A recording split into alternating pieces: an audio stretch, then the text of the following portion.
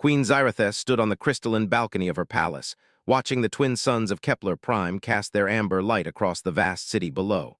Her 6 arms moved in practiced coordination as she reviewed the holographic reports floating before her. The Zephyrian Empire stretched across 12 star systems, and every decision that shaped the fate of billions passed through her. Yet today, her mind wandered to the human who shared her bed. Marcus Chen had arrived on Kepler Prime 3 years ago as part of a diplomatic delegation from Earth. The humans were a young species, barely having achieved faster-than-light travel a century prior. Most of the galactic community viewed them as amusing primitives, useful for manual labor and little else. The Zephyrians, with their advanced technology and centuries of space travel, were no different in this assessment. But Marcus had been different from the other humans. While his colleagues stumbled over protocol and cultural nuances, he moved through Zephyrian society with an understanding that surprised even the most xenophobic of her advisors. He learned their language not just in words, but in the subtle arm movements that conveyed meaning beyond speech. He understood their history, their art, their complex social hierarchies. When the other human diplomats had returned to Earth after their mission concluded, Marcus had requested asylum. He claimed to have fallen in love with Zephyrian culture. The request had caused quite a stir in the royal court. Some saw it as an insult, a primitive alien thinking he could simply integrate into their advanced society. Others viewed it as an amusing curiosity. Xyrethes had been intrigued. She granted him temporary residency and appointed him as a cultural liaison.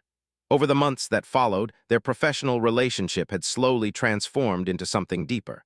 Marcus possessed a quick wit and an analytical mind that impressed her. More importantly, he treated her not as the untouchable queen of the Zephyrians, but as Xyrethes the individual. Their courtship had scandalized the nobility. A queen taking a human lover was unprecedented. But Xyrethes had lived for 3 centuries, had ruled for 50 years, and had never found someone who truly understood her.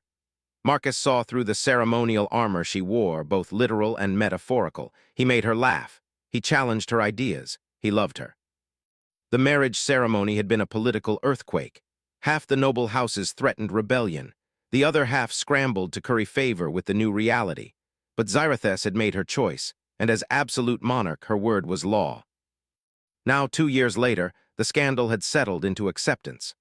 Marcus had proven himself capable, even brilliant, in his role as royal consort. He advised her on human affairs, helped navigate the complex relationships with other species, and had even suggested several military innovations that had proven remarkably effective. "Your Majesty," came the voice of General Kethvar from behind her. Xyrethes turned to see her military commander approaching, his 4 arms carrying data tablets and his expression grim. "What news from the Outer Rim, General?" "The Void Stalkers have taken 3 more systems. They're moving faster than our intelligence suggested possible." Kethvar's primary arms gestured to project a holographic star map. Red markers indicated Void Stalker incursions, and they were spreading like a plague across the galaxy's edge. The Void Stalkers were a mystery that had emerged only months ago. Ships would simply vanish from star systems along the Outer Rim. When investigation fleets arrived, they found planets stripped bare of all technology and most life forms. The few survivors spoke of dark ships that seemed to bend space around them and warriors that moved like shadows given form. "Have we identified their origin point yet?" "Negative, Your Majesty. They appear to strike from multiple directions simultaneously.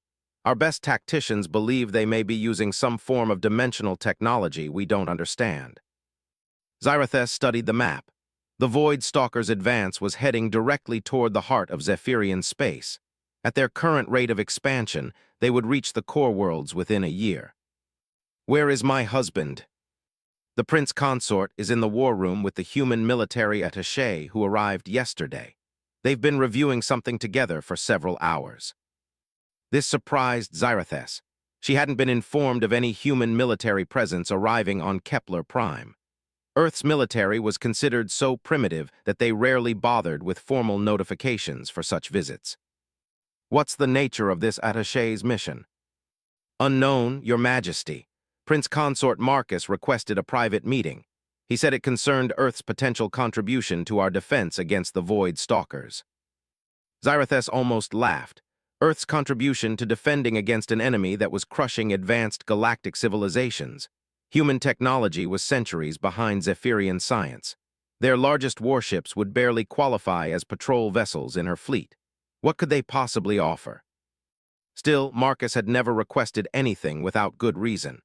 His understanding of military strategy had grown considerably during their marriage, and he had occasionally offered insights that proved valuable. Perhaps this human attaché had intelligence about the void stalkers that others had missed. Summon them to the throne room. I want to hear what Earth thinks it can contribute to this crisis. 20 minutes later, Zarathus sat upon the crystalline throne, its bioluminescent surface pulsing gently with her heartbeat.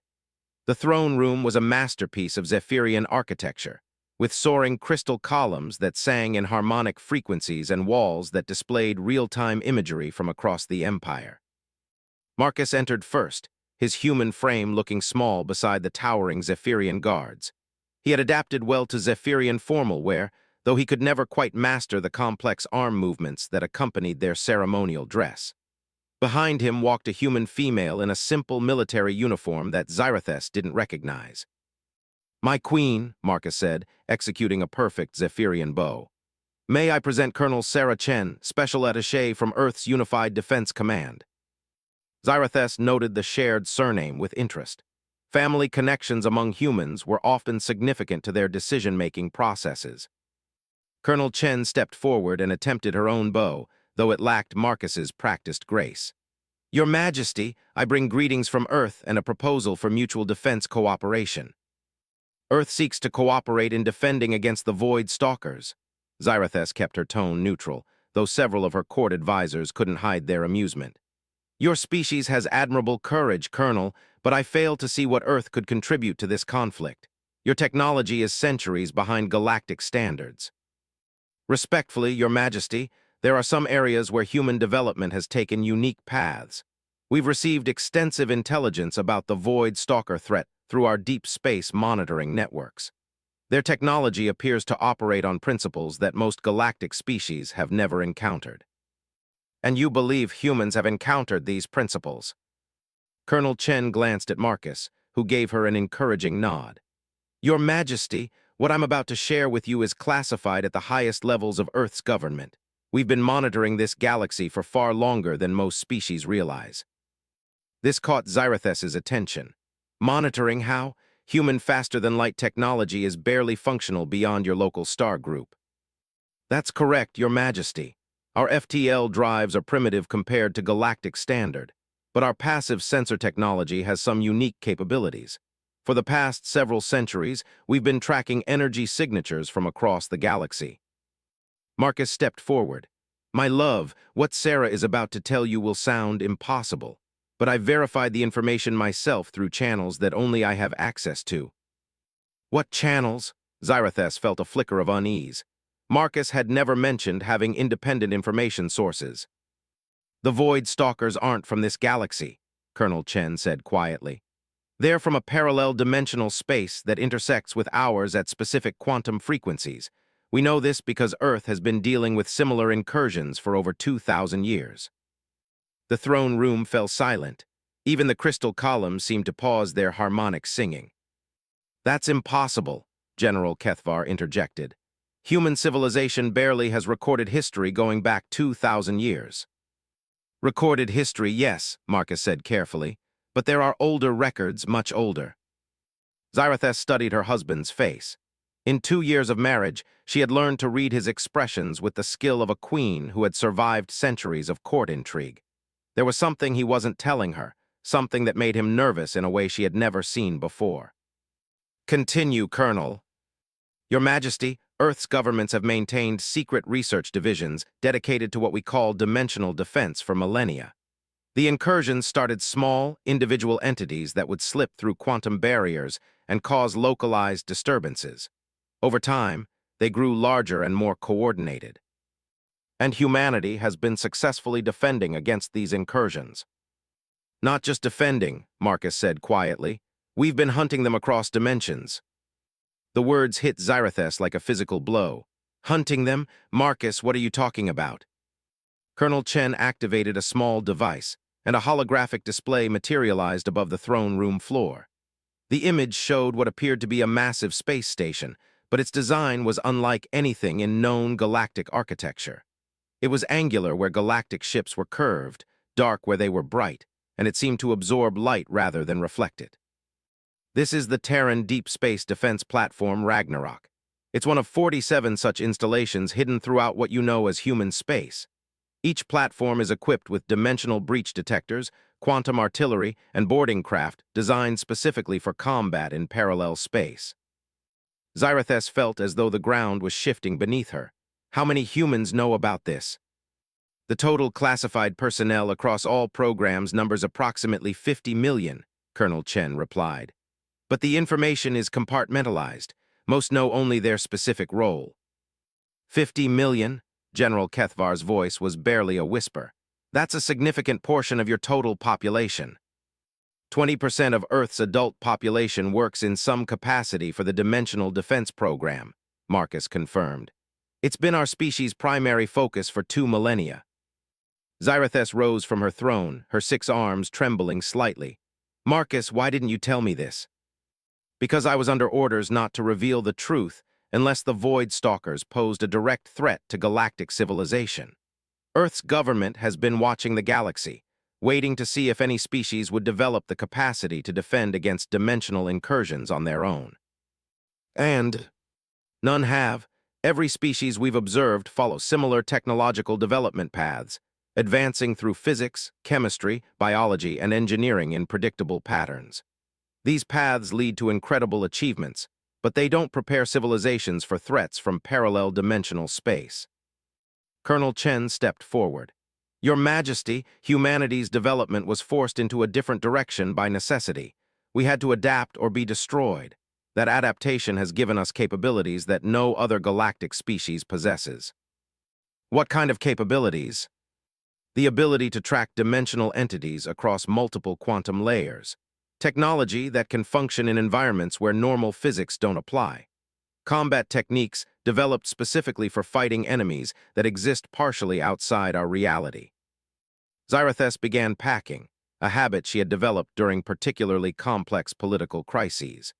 You're telling me that while we thought humans were primitive newcomers to galactic civilization, you've actually been operating the most advanced dimensional defense network in known space. Yes, Your Majesty, both humans replied simultaneously. And the reason Marcus requested asylum and eventual marriage was. Marcus met her eyes directly. To establish a permanent human presence in the Zephyrian court so that we could offer assistance when the Void Stalkers inevitably reached this part of the galaxy. The revelation hit her like a physical blow. Their entire relationship, their courtship, their marriage, the love she thought they shared, had it all been an elaborate intelligence operation. Marcus seemed to read her thoughts. My queen, I need you to understand something. When I first arrived here, establishing a cover identity was indeed my mission. But everything that happened between us, every moment, every feeling, every night we spent together, that was real. I fell in love with you despite my orders, not because of them. How can I believe that? Because I'm about to commit treason against my own species to prove it. Colonel Chen's head snapped toward Marcus in alarm. Marcus, you can't. Yes, I can. Marcus turned back to his wife. Earth's plan was to reveal our capabilities gradually, maintaining control over the galactic response to the Void Stalker threat. We were supposed to position ourselves as essential allies while keeping our true strength secret. But I won't lie to my wife anymore. He activated his own holographic projector, and suddenly the throne room was filled with images that defied comprehension. Massive fleets of ships that looked nothing like human vessels moved through what appeared to be twisted space. Soldiers in powered armor fought creatures that seemed to shift between dimensions.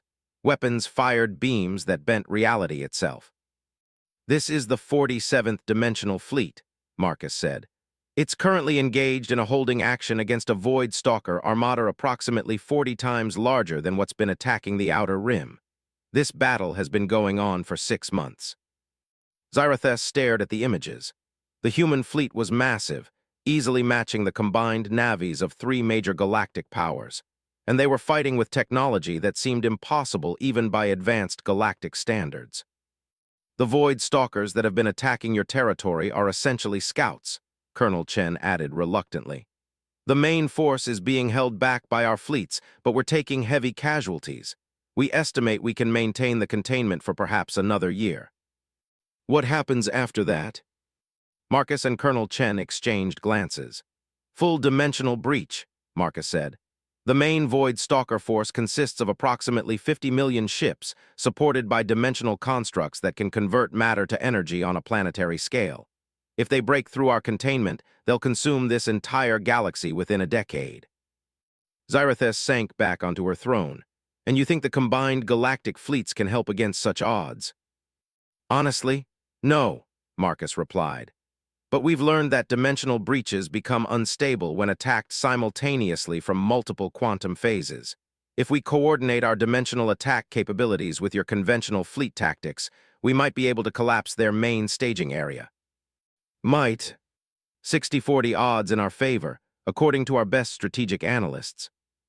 General Kethvar stepped forward. Your Majesty, even if these claims are true, how do we verify any of this? How do we know this isn't an elaborate deception?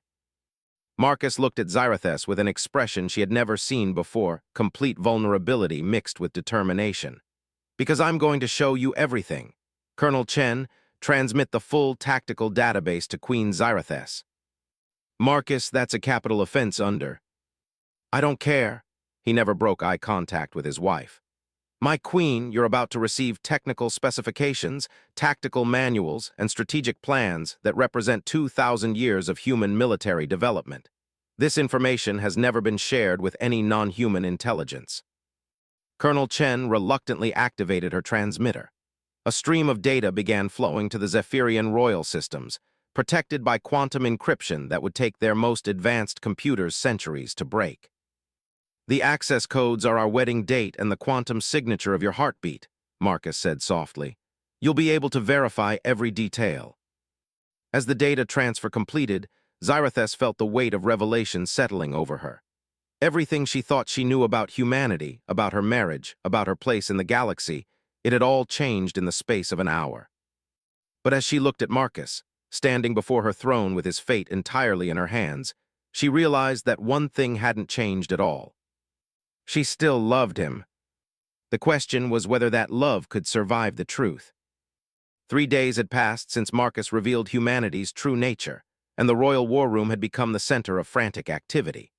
Zarathus found herself staring at displays of technology so advanced that her best scientists were struggling to understand even basic operating principles. The quantum encryption had been broken within hours, not because Zephyrian computers were more powerful than Marcus had claimed, but because he had given her the decryption keys along with his heart. The technical manuals painted a picture of humanity that seemed impossible to reconcile with the primitive species she thought she knew. Dimensional fold generators that could move fleets instantly across galactic distances. Quantum artillery that fired ammunition existing in 17 different dimensional phases simultaneously. Adaptive armor systems that analyzed enemy attacks in real time and restructured their molecular composition to provide optimal defense. My queen, Dr. Veltara, the royal science advisor, approached with yet another data tablet. We've completed analysis of the human dimensional detector designs. Their technology operates on principles we never even theorized. Explain it in terms I can understand, Doctor.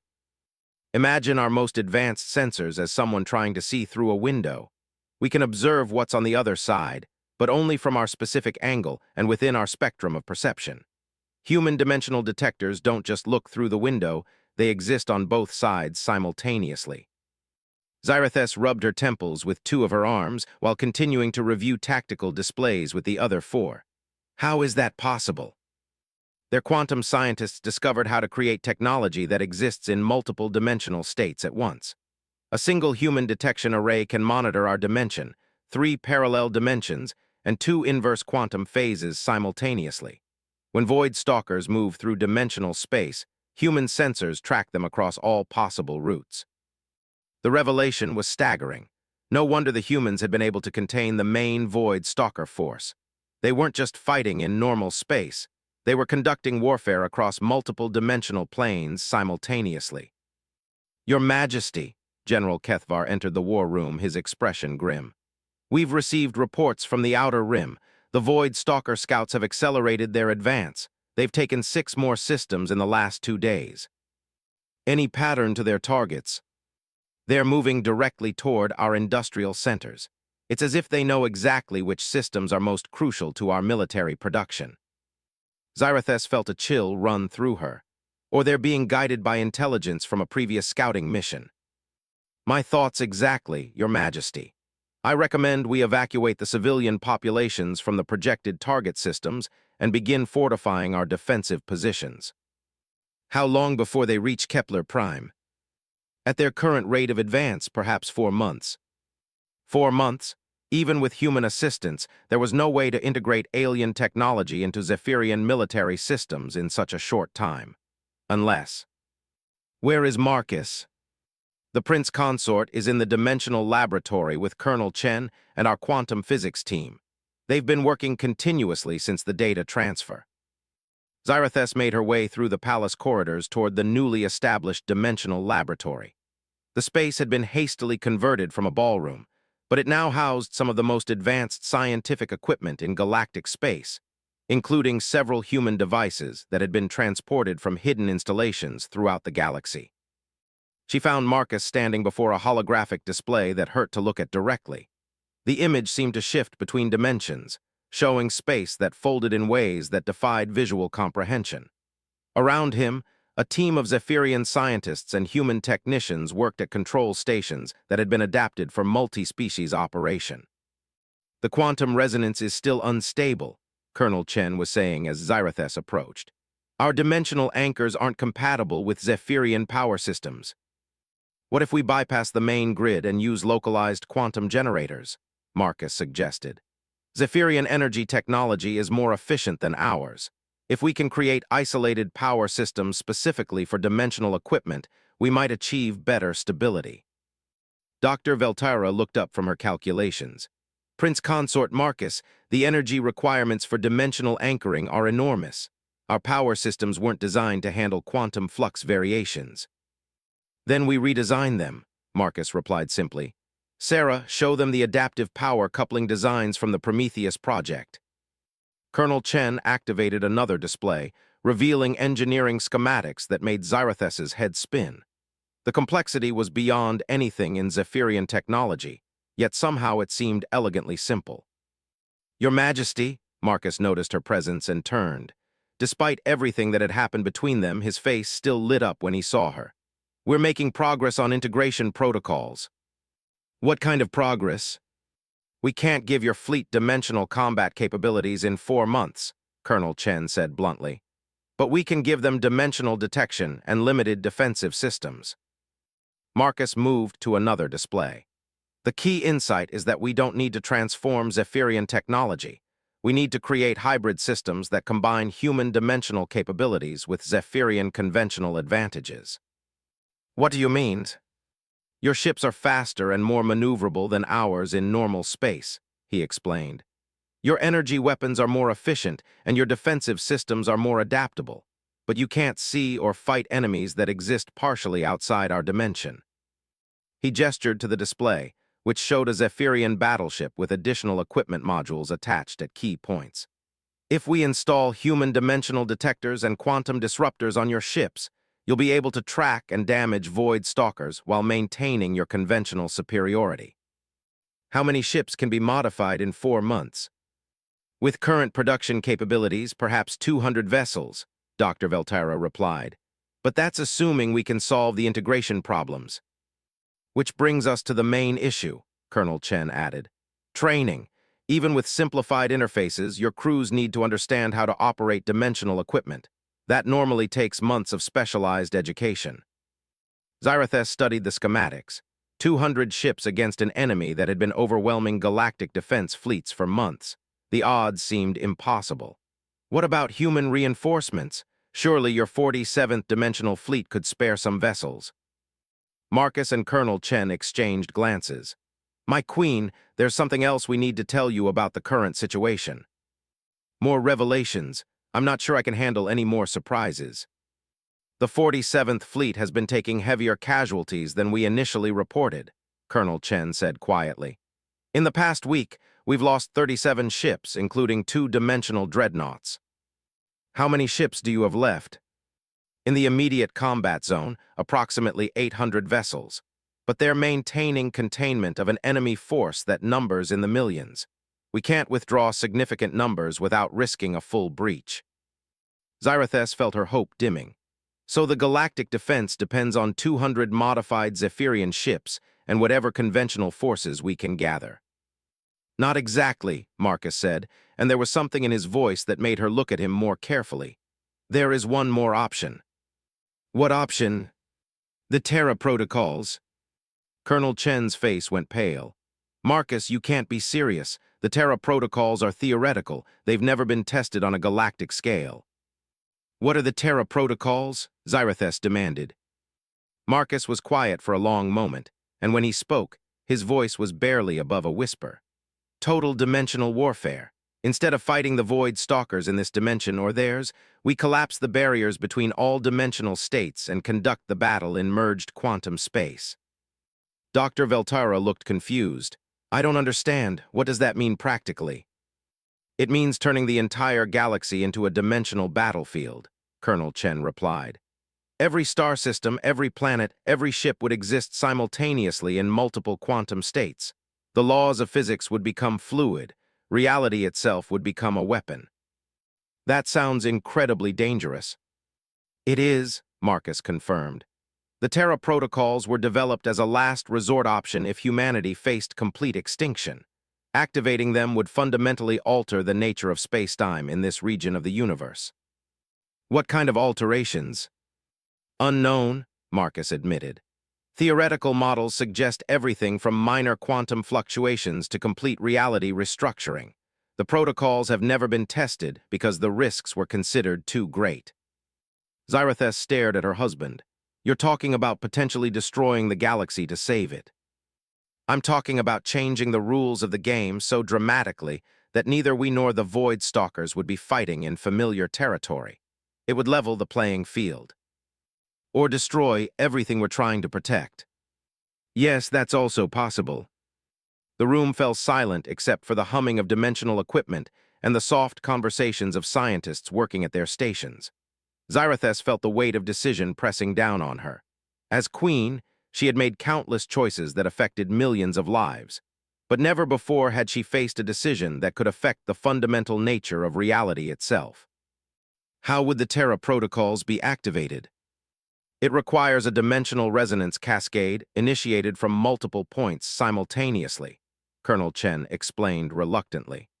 We would need dimensional anchors placed throughout the galaxy, each one synchronized to quantum frequencies that exist in all targeted dimensional phases.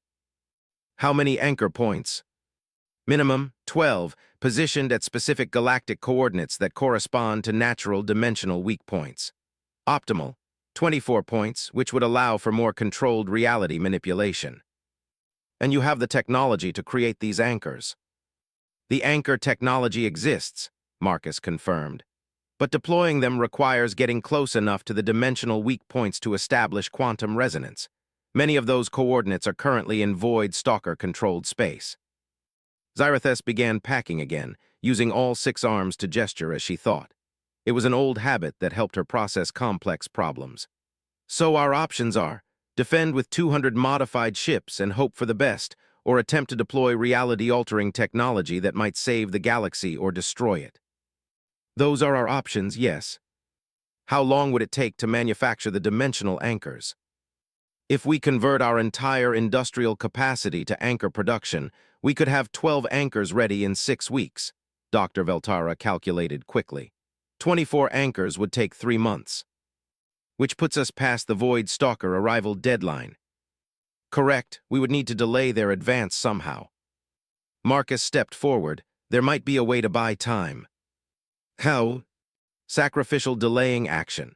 If we take our modified ships and conduct hit-and-run attacks on the Void Stalker advance, we might slow them down enough to complete anchor production. How much time could we buy? Hard to estimate. Void Stalkers are adaptable, but they've never faced dimensional-enhanced conventional weapons before. If we're lucky, the surprise might cause them to pause and reassess their strategy. That could give us weeks or even months. Colonel Chen shook her head. Marcus, that's essentially a suicide mission. The modified ships would be outnumbered thousands to one. Not if we're smart about it, he replied.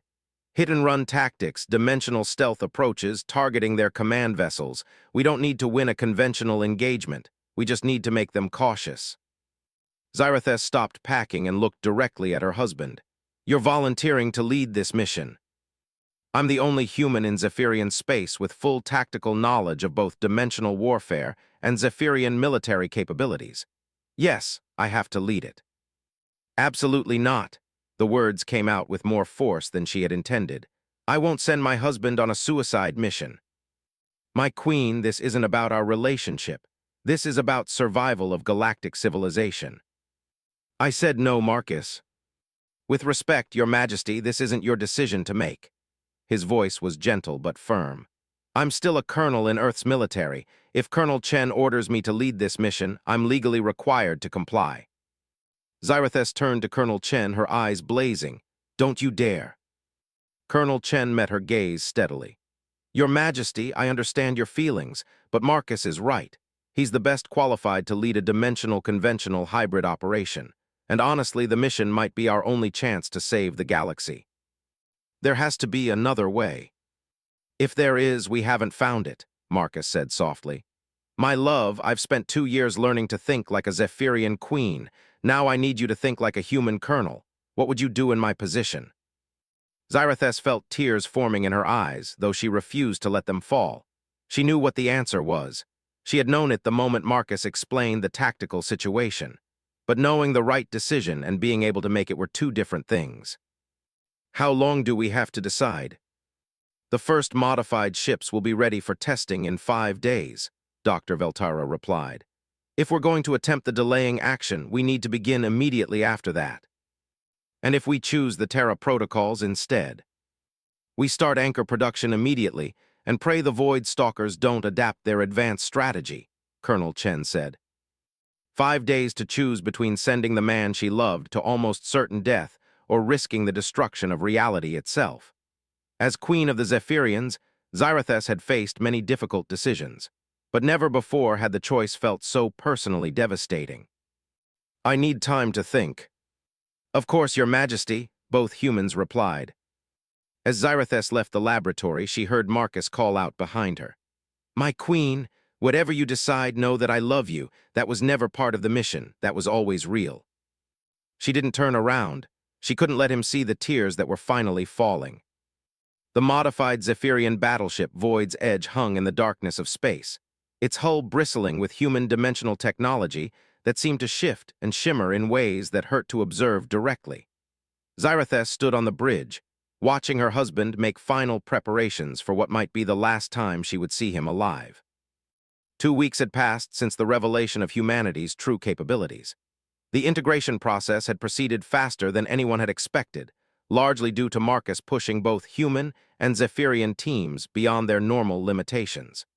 They now had 47 modified ships instead of the projected 12, and the dimensional detection arrays were functioning beyond theoretical parameters. But the cost had been devastating.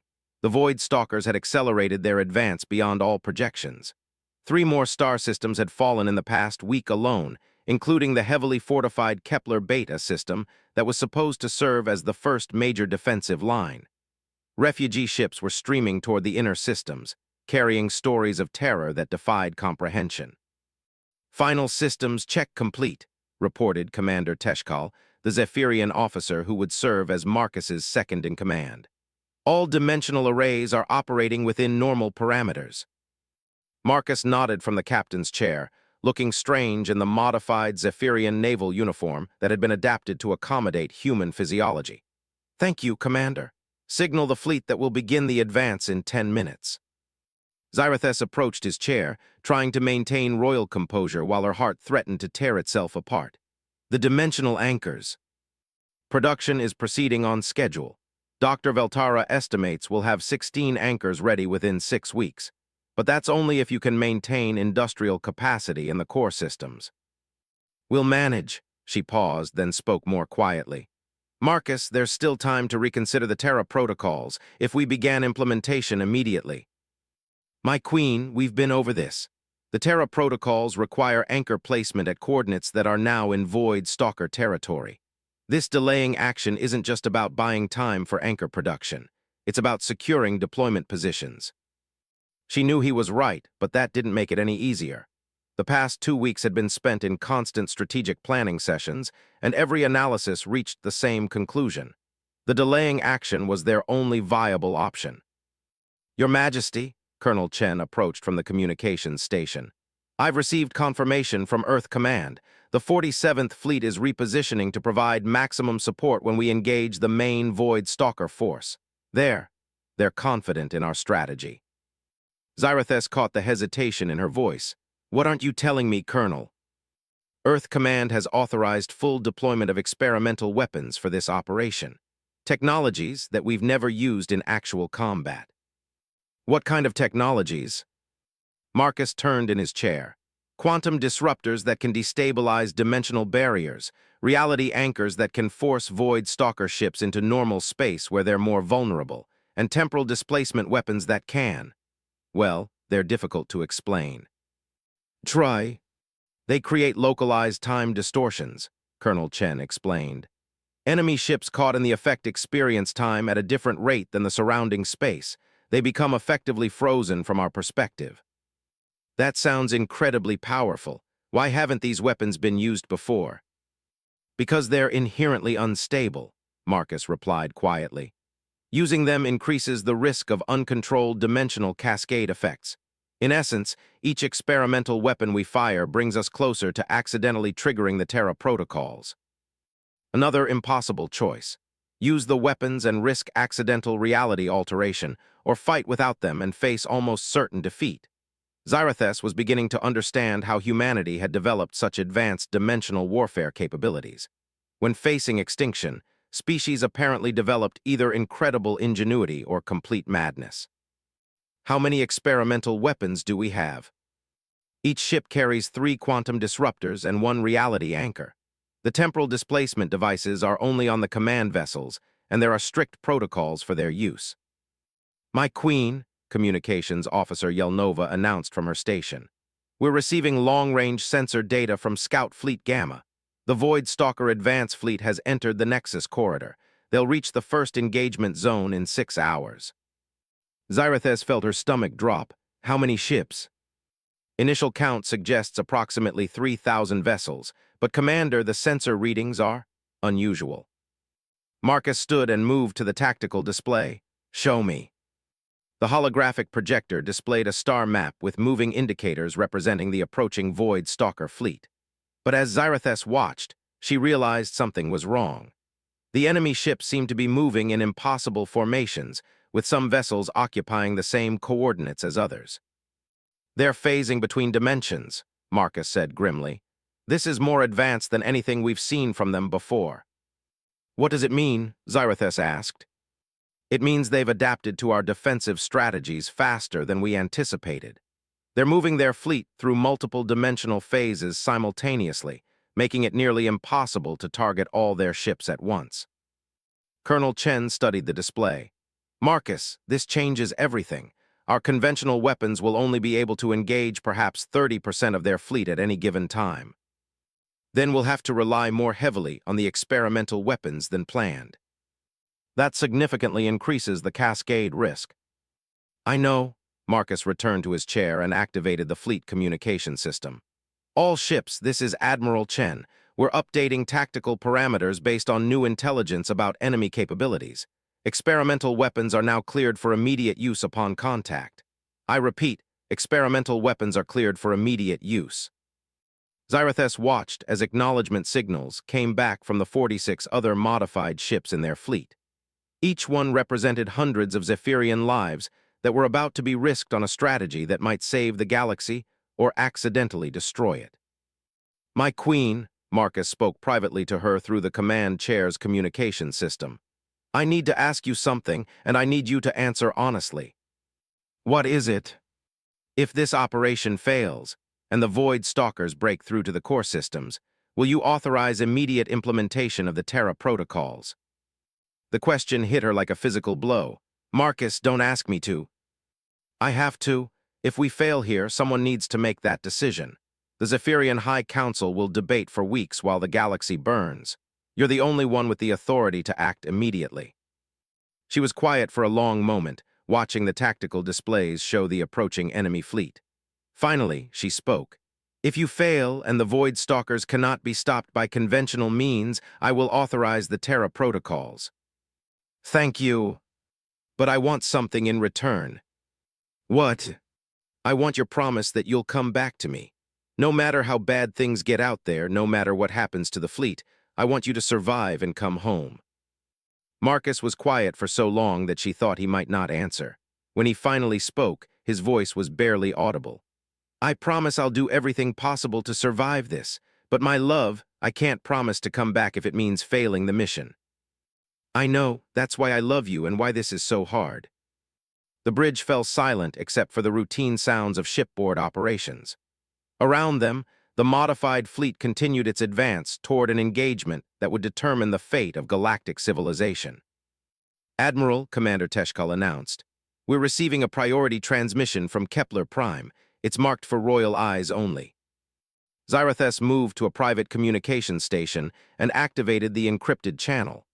The holographic image of her chief intelligence advisor, Spymaster Dexvul, appeared before her. "Your Majesty, I have urgent intelligence that affects the current operation." "Report."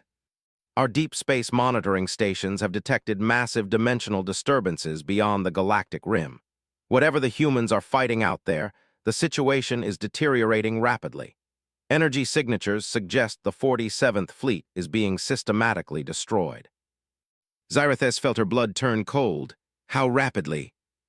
"Based on observed power fluctuations, we estimate the human fleet has lost 60% of its vessels in the past 72 hours. The containment of the main Void Stalker force appears to be failing." "How long before complete breach?" "Unknown, Your Majesty, but the dimensional disturbances are increasing exponentially. If current trends continue, we may be facing the main Void Stalker armada within weeks rather than months." The news was catastrophic.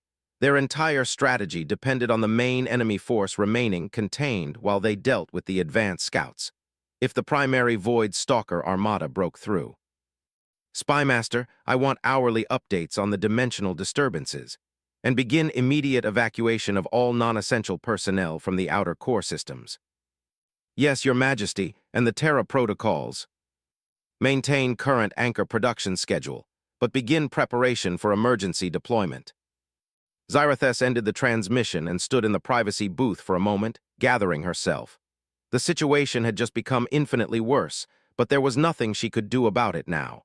The delaying action had to proceed as planned. She returned to the bridge to find Marcus studying reports from the scout ships that were monitoring the approaching Void Stalker fleet. "The enemy formation is changing," he told her. "They're consolidating into a single massive formation rather than maintaining their multidimensional spread." "Is that good or bad for us?" "I'm not sure. It makes them easier to target, but it also suggests they're preparing for a specific type of engagement. They may have intelligence about our capabilities that we weren't expecting." Colonel Chen looked up from her analysis station. "Marcus, I'm seeing energy signatures that match theoretical profiles for dimensional weapons we've never encountered before." "What kind of dimensional weapons?" "Reality disruptors. Weapons that don't just attack ships or shields, but actually attack the fundamental properties of matter and energy in targeted areas." Marcus was quiet for a moment. "How effective would our experimental weapons be against reality disruptors?" "Unknown, this is completely theoretical territory." "Admiral," Communications Officer Yelnova announced, "Scout Fleet Gamma reports the Void Stalker formation will reach engagement range in 45 minutes. Marcus stood and moved to the center of the bridge. "All stations, prepare for combat. Signal the fleet to assume attack formation Delta 7. Quantum disruptors to full charge, reality anchors on standby." Around the bridge, Zephyrian and human crew members worked together at stations that had been modified to accommodate both species. The integration wasn't perfect, but it was functional, and that would have to be enough. "My queen," Marcus said formally, "I recommend you transfer to the command bunker on Kepler Prime. This engagement is going to be unlike anything in recorded galactic history. I'm staying. My love. I'm staying, she repeated with royal authority that brooked no argument. If my husband is going to risk his life to save the galaxy, then his wife is going to be here to see it. Marcus looked as though he wanted to argue, but he simply nodded. Very well, please take position at the emergency command station. As Xyrathes moved to the protected area of the bridge, she watched her husband transform from the loving partner she knew into Admiral Marcus Chen, commander of humanity's most desperate military operation. The change was subtle but complete, and it reminded her once again that there were depths to the man she had married that she was only beginning to understand. All ships report ready for engagement, Commander Teshkal announced. Very well, open a channel to all vessels. The communication system activated, and Marcus's voice carried to 47 ships spread across several light minutes of space. This is Admiral Chen to all fleet units. In 30 minutes, we will engage an enemy that has conquered civilizations across the galaxy. They believe we are just another primitive species to be consumed. They're about to learn why that assumption is a mistake. Remember your training, trust your equipment, and fight for everything we hold dear. Chen out. As the fleet advanced toward its date with destiny, Xyrathes watched the man she loved prepare to either save the galaxy or die trying.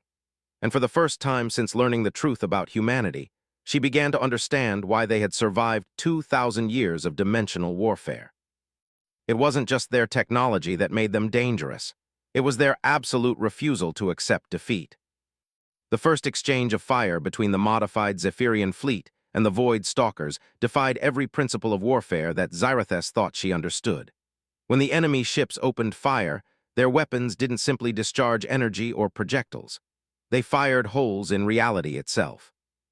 Evasive maneuvers, Marcus shouted as the bridge of Void's edge lurched violently to one side. Through the view screen, Xyrathes watched as one of their escort frigates simply ceased to exist.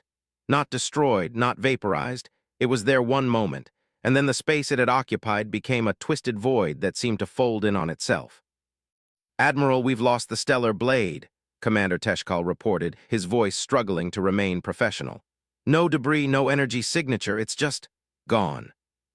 Acknowledged, all ships implement dimensional stealth protocols immediately. Target their command vessels with quantum disruptors. The battle that followed existed in multiple dimensions simultaneously, making it nearly impossible for Xyrathes to follow the tactical situation. Ships would appear and disappear as they phased between dimensional states. Weapons fire curved through space in ways that violated physics, and explosions created tears in the fabric of space-time itself. But gradually, she began to see the strategy behind the chaos. The human-modified Zephyrian ships weren't trying to fight a conventional space battle. They were using their dimensional capabilities to appear behind enemy formations, strike at command vessels, and disappear before return fire could be coordinated. Direct hit on enemy flagship, reported Tactical Officer Krendar. Their formation is breaking apart. Negative, Colonel Chen corrected from her analysis station. They're not breaking apart, they're dispersing into parallel dimensional phases. Each ship is now existing in a different quantum state. What does that mean for us? It means we can only engage one ship at a time, but they can all fire at us simultaneously. As if to demonstrate the point, 12 different streams of reality-distorting energy suddenly converged on their position. Marcus triggered the experimental temporal displacement device, and Xyrathes felt a sensation like falling through frozen time as the enemy weapons passed through space they had occupied a split second earlier. That was our last temporal charge, Marcus announced grimly. We'll have to rely on conventional evasion from here on. The battle continued for 3 hours, and slowly the human strategy began to show results. By focusing their quantum disruptors on enemy command vessels, they had managed to disrupt the Void Stalker coordination systems. The alien ships were still deadly, but they were no longer operating as a unified force. Admiral, we're receiving a priority transmission from Scout Fleet Delta, Communications Officer Yelnova announced. They're reporting massive dimensional disturbances at the galactic rim. The disturbances are moving inward at significant speed. Marcus's face went pale. The main force. Unknown, Admiral. but the energy signatures are consistent with the theoretical profiles for a dimensional armada numbering in the millions. Zarathus felt her heart sink. The main Void Stalker force was breaking through earlier than projected.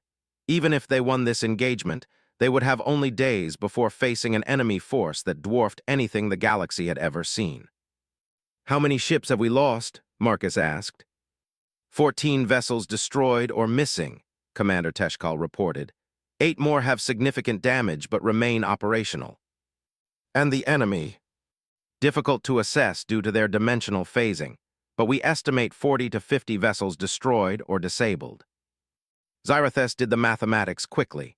They had destroyed less than 2% of the enemy force while losing nearly a third of their own ships.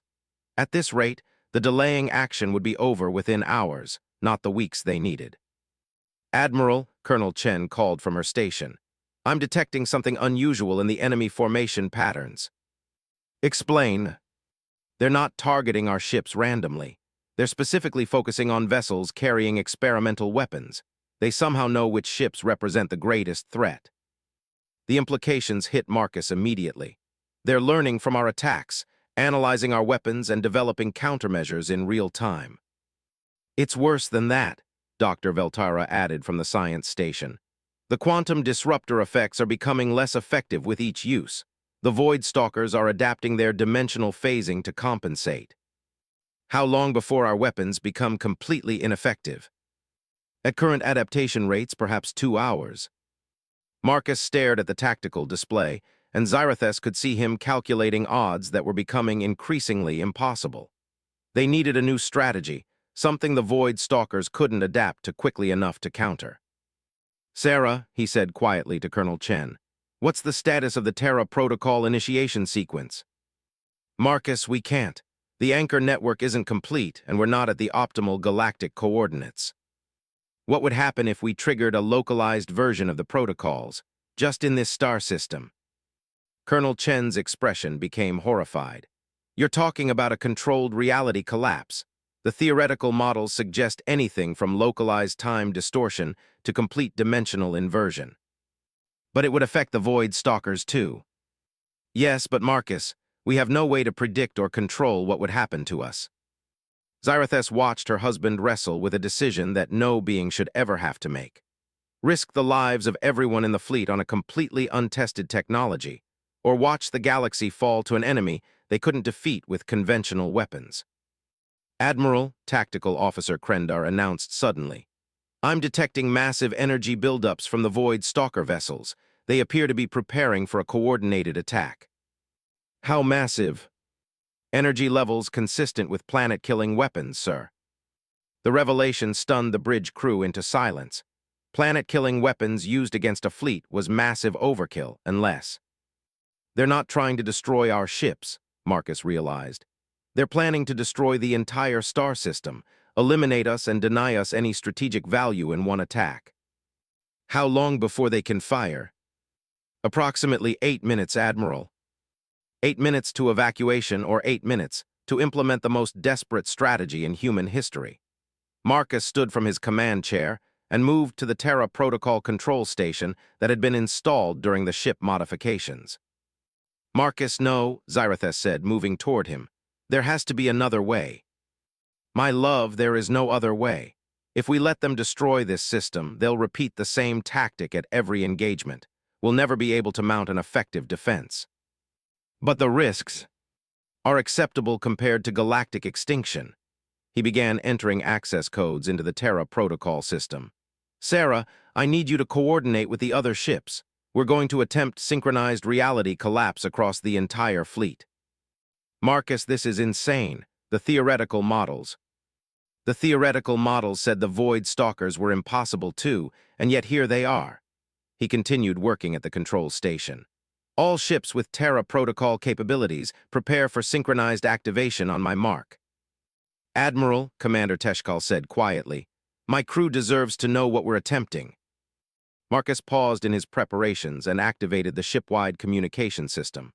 "All hands, this is the Admiral. We are about to implement an experimental defensive technology that will fundamentally alter the nature of space-time in our local area. The risks are significant, but the alternative is certain destruction. I want every crew member to understand that you are about to participate in an action that may save galactic civilization. It has been an honor to serve with all of you. He switched to fleet communications. All ships, Terra Protocol activation in 60 seconds. May whatever gods you believe in have mercy on us all. Xyrathes moved to stand beside her husband at the control station. If we're about to possibly destroy reality, I want to be holding your hand when we do it. Marcus smiled at her, and for a moment he was just the man she had fallen in love with rather than the admiral commanding humanity's most desperate operation. I love you. Whatever happens next, remember that everything I told you about my feelings was true. I know, and I love you too. Admiral, Colonel Chen announced. All ships report ready for Terra Protocol activation. Terra Protocol in 10 seconds. 5, 4, 3, 2, activation. What happened next defied description in any language that existed in normal spacetime.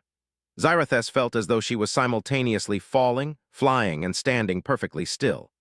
The bridge around her seemed to exist in multiple states at once, intact and destroyed, filled with crew and completely empty, bathed in normal light and absolute darkness. Through the viewscreen, she watched as space itself began to fold and unfold in patterns that hurt to observe. The Void Stalker ships, caught in the middle of their attack preparation, suddenly found themselves existing in multiple dimensions simultaneously without the protection of their specialized technology. But it was what happened to the modified Zephyrian ships that truly amazed her. Instead of being torn apart by the reality collapse, they seemed to stabilize the chaotic dimensional effects around them. The human dimensional technology was acting as anchoring points, creating pockets of stable spacetime within the collapsing reality matrix. Report, Marcus shouted over the impossible sound of reality tearing and reforming. Dimensional integrity holding at 67%, Dr. Veltara called back. The experimental weapons are somehow creating stabilization fields. Enemy status. The Void Stalker ships are caught in dimensional flux loops, Colonel Chen reported with obvious amazement. They're stuck repeating the same moment over and over again. It was working. The Terra Protocol localized activation had created a pocket of controlled chaos that neutralized the enemy fleet while preserving their own ships through dimensional anchoring. But Xyrathes could see the strain on their systems. Warning lights flashed throughout the bridge, and several control stations were sparking with electrical discharge. How long can we maintain this effect? Unknown, Dr. Veltara replied. The dimensional anchors are operating beyond their design parameters. Admiral, Communications Officer Yelnova announced. We're receiving transmissions from across the galaxy. The dimensional disturbance we've created is having effects throughout local space-time. What kind of effects? Temporal acceleration in some sectors, gravitational anomalies in others. And Admiral, we're receiving distress calls from the Void Stalker main force. The dimensional disruption has somehow affected their containment battle with the 47th Fleet. Marcus and Colonel Chen exchanged glances. Are you saying we've accidentally provided support to our forces at the Galactic Rim? It appears so, sir. The dimensional chaos is propagating along quantum pathways that connect to the main battle zone. For the first time since the battle began, Xyrathes saw hope in her husband's expression. The localized Terra Protocol activation hadn't just neutralized the immediate threat. It had somehow strengthened the human forces fighting the main Void Stalker armada. Admiral, Tactical Officer Krendar called out suddenly. The Void Stalker ships are beginning to break free from the flux loops. How long do we have? Their ships are adapting to the dimensional distortion. I estimate they'll regain full operational status within 20 minutes. 20 minutes? They had bought themselves 20 minutes of victory, but the cost had been enormous. The modified ships were showing signs of critical system failure, and the dimensional anchors were operating far beyond safe parameters. All ships prepare for immediate withdrawal, Marcus ordered. We've accomplished our objective. It's time to get out of here before the dimensional effects collapse. As the fleet began its retreat from the chaos they had created, Xyrathes watched her husband coordinate the withdrawal with the same calm efficiency he had shown throughout the battle. But she could see the exhaustion in his eyes and the weight of what they had just done. They had used humanity's most dangerous weapon and survived. The immediate threat had been neutralized, and they had apparently provided unexpected assistance to the main battle against the Void Stalker Armada. But they had also just proven that the Terra protocols could work on a localized scale, which meant the decision about whether to use them on a galactic scale was no longer theoretical. It was inevitable. 6 months after the localized Terra protocol activation, Queen Xyrathess stood in the rebuilt war room of her palace, staring at a galaxy-wide tactical display that showed something unprecedented in recorded history. The Void Stalkers were retreating. The dimensional chaos they had accidentally triggered during the delaying action had propagated throughout local spacetime in ways that no theoretical model had predicted. Instead of dissipating, the reality distortions had created stable quantum corridors that allowed human dimensional fleets to move instantly between battle zones. The 47th Fleet, reinforced by previously hidden human armadas, had gone from desperately defending against extinction to conducting coordinated attacks across multiple dimensional phases simultaneously. The latest reports from Earth Command, Colonel Chen announced, reviewing the holographic intelligence feeds. The Void Stalker main force has withdrawn beyond the galactic rim for the first time in recorded human history. They appear to be regrouping in whatever dimension they consider their home territory. Marcus, now bearing the rank of admiral in both human and Zephyrian military systems, studied the tactical projections with the intensity she had learned to recognize. "They're not defeated," he said quietly. "They're adapting, learning from their encounters with our dimensional technology. How long before they return? Hard to estimate, but when they do come back, they'll have countermeasures for everything we used against them." Dr. Veltara looked up from her analysis station. "Admiral, I've completed the review of dimensional anchor technology. The good news is that we now have 43 functional anchors positioned throughout the galaxy. The bad news is that we've detected evidence of Void Stalker scouts using similar anchor technology." The revelation sent a chill through the war room. If the Void Stalkers could replicate human dimensional technology, the temporary advantage gained through the Terra protocols would be short-lived. "Define similar," Marcus requested. "They're not using dimensional anchors to stabilize reality distortions like we do. They're using them to create controlled instabilities that make normal spacetime hostile to conventional technology." Xyrathess felt a familiar weight settling on her shoulders. "They're planning to turn our own strategy against us." "It appears so, Your Majesty. If they can destabilize spacetime in strategic locations throughout the galaxy, they can force us to fight battles where conventional physics don't apply. That would negate most of our technological advantages." "How long before they're ready to implement such a strategy?" Dr. Veltara consulted her calculations. "Based on observed adaptation patterns, perhaps 18 months, 2 years at most." Marcus moved to the main tactical display and highlighted several star systems along the galactic rim. "Then, we have 18 months to implement the full Terra protocols before they return with capabilities we can't counter." "Marcus," Xyrathess said carefully, "the full Terra protocols would alter the fundamental nature of reality throughout the galaxy. We still don't know what the long-term effects would be." "The long-term effects of galactic extinction are fairly predictable," he replied. "My love, we've proven that controlled reality manipulation is possible. The localized test worked. Now we need to scale it up before the Void Stalkers develop countermeasures." Colonel Chen activated a new display showing the current anchor network. "We have dimensional anchors at 43 of the 60 optimal galactic coordinates. If we implement the full protocols now, the reality alterations would be uneven and potentially unstable. And if we wait until we have complete anchor coverage, the Void Stalkers will likely return before we finish the network." Another impossible choice, but Xyrathess was becoming accustomed to those. The past 6 months had been filled with decisions that would have been unthinkable before humanity revealed its true capabilities. The integration of human and galactic military forces had proceeded faster than anyone had anticipated.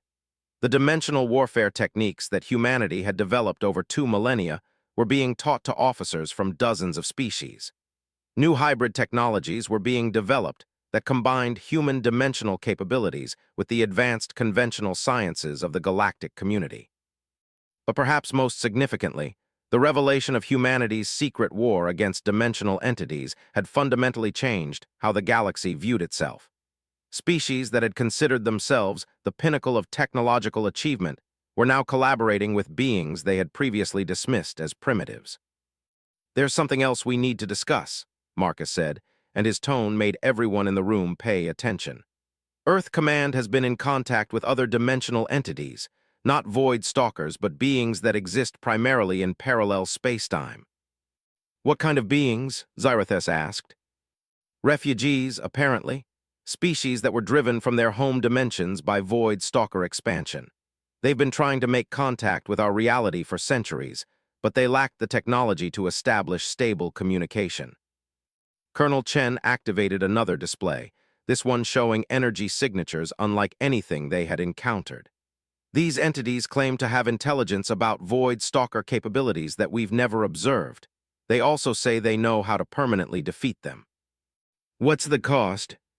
"Full implementation of the Terra protocols, but modified according to specifications provided by the refugee entities. Instead of just altering local spacetime, we would be creating permanent dimensional barriers that would prevent any further void stalker incursions." The proposal was staggering in scope. Permanent alteration of galactic spacetime to create dimensional defenses that would protect against future threats.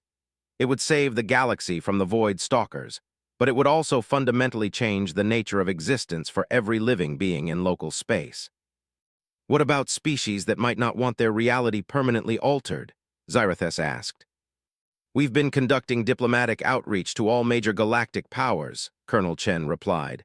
"The response has been mixed." "Define mixed." 63% of polled civilizations support full Terra protocol implementation. 22% are opposed, and 15% are undecided. Marcus turned from the tactical display to face his wife directly. "My queen, I need to know where the Zephyrian Empire stands on this issue. As the largest single political entity in the galaxy, your decision could influence the remaining undecided civilizations." Zarathus had been dreading this moment for weeks. As queen, she had the authority to commit the Zephyrian Empire to a course of action that would affect every being in galactic space. The responsibility was crushing. What would permanent dimensional barriers mean for normal galactic civilization? Dr. Veltara consulted her research. Based on projections provided by the refugee entities, faster-than-light travel would become easier and more efficient. Interdimensional energy sources would become accessible, and most significantly, technology based on dimensional manipulation would become available to all species. That sounds beneficial. The drawback is that the barriers would also prevent any travel to parallel dimensions. Species that exist partially in dimensional space would be forced to choose a single reality to inhabit permanently. How many species would be affected? Current estimates suggest approximately 47 species throughout the galaxy exist in multiple dimensional states. They would need to abandon part of their essential nature to survive the barrier implementation. Another impossible choice. Save the galaxy from the void stalkers by forcing dozens of species to fundamentally alter their existence, or risk galactic extinction by maintaining the status quo. "I need to speak with representatives of the affected species," Zarathus decided. "If we're going to make this decision, everyone needs to understand the consequences." Over the following weeks, the palace became the center of the most complex diplomatic negotiations in galactic history. Representatives from species that existed in multiple dimensions met with leaders of conventional civilizations to discuss the implications of permanent reality barriers. The debates were intense and often emotional. Species that had existed in dimensional flux for millennia faced the prospect of choosing a single state of being. Others that had never encountered dimensional technology grappled with the idea of permanently altering the fundamental nature of their existence. But gradually, consensus began to emerge. The Void Stalkers represented an existential threat that could not be defeated through conventional means. The dimensional barriers offered the only long-term solution, despite their costs. "The final vote from the Galactic Council," Marcus announced during one of their evening strategy sessions. 81% support for full Terra protocol implementation with dimensional barriers. The remaining 19% have agreed to abide by majority decision. And the affected species. 39 of the 47 multidimensional species have agreed to accept single reality existence. The remaining 8 are requesting assistance in relocating to dimensions beyond the barrier zone. Xyrathes nodded slowly. The political framework was in place. The technology was ready. The only thing remaining was her final authorization as the leader of the Zephyrian Empire. When would implementation begin? We need 6 more weeks to complete the anchor network. After that, full protocol activation would take approximately 72 hours. And we're confident this will work. Marcus was quiet for a moment. As confident as we can be about technology that has never been tested on this scale. The refugee entities have provided detailed specifications, and our models suggest a 93% probability of successful barrier creation. What about the 7% failure probability? Complete dimensional collapse throughout local galactic space. Reality would become permanently unstable, making normal existence impossible. Despite the months of preparation and planning, the magnitude of what they were contemplating still took her breath away. They were preparing to gamble the existence of the galaxy on technology they didn't fully understand, provided by entities they had only recently contacted. But the alternative was eventual conquest by an enemy that consumed realities for sustenance. I want a final meeting with Earth Command, she decided. If we're going to bet galactic civilization on human technology, I want to speak directly with the people who understand it best. 3 days later, Xyrathes found herself in the dimensional conference chamber that had been constructed in the palace's lower levels. Using human quantum communication technology, she was speaking directly with the leadership of Earth's dimensional warfare program, including beings she had never imagined existed. Your Majesty, the holographic image of Earth's dimensional defense coordinator appeared before her. The being appeared human, but there was something in its movements that suggested it existed in more dimensions than she could perceive. I understand you have concerns about the Terra Protocol implementation. Coordinator, I need absolute honesty about the risks we're accepting. The risks are significant. We are proposing to permanently alter the fundamental nature of spacetime throughout this galaxy. The technology has been tested on small scales, but never anything approaching this magnitude. What's your personal assessment of our chances for success? The coordinator was quiet for a moment, and when it spoke, its voice carried the weight of someone who had spent centuries fighting impossible wars. Your Majesty, my species has been battling dimensional entities for over 2,000 years. We've lost billions of lives and seen entire star systems consumed by beings that exist outside normal reality. The Void Stalkers are the worst we've ever encountered. That doesn't answer my question. Without the dimensional barriers, the Void Stalkers will eventually win. They learn, they adapt, and they never stop. With the barriers, we have a chance for permanent victory. That chance is worth any risk. It was the answer she had expected, but hearing it stated so directly still impacted her deeply. There's something else I need to know, she continued. Marcus's relationship with me, was any of it real or was it all part of an elaborate intelligence operation? The coordinator's expression became almost sad. Your Majesty, Marcus Chen volunteered for the deep cover assignment that brought him to your world, but his feelings for you were never part of the mission plan. In fact, his emotional attachment to Zephyrian civilization has occasionally complicated our strategic objectives. How so? He's argued against tactical recommendations that would benefit human interests at Zephyrian expense.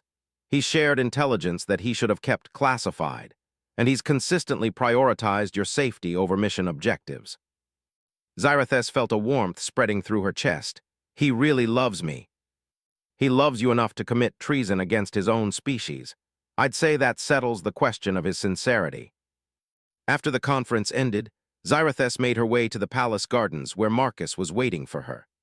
The dimensional alterations from their localized Terra Protocol activation had created aurora-like effects in Kepler Prime's atmosphere, and the night sky was painted in colors that had no names in any language. How did the meeting go? He asked as she approached. Your coordinator confirmed what I already knew. You're a traitor to your own species who chose love over duty. Marcus smiled, guilty as charged. I love you for it. And I love you. He paused, then spoke more seriously. My queen, whatever you decide about the Terra protocols, I want you to know that these past 3 years have been the best of my life. Meeting you, falling in love, building something real together despite impossible circumstances, it's been worth every risk. Even the risk of permanently altering galactic reality. Especially that risk, because if we succeed, we'll have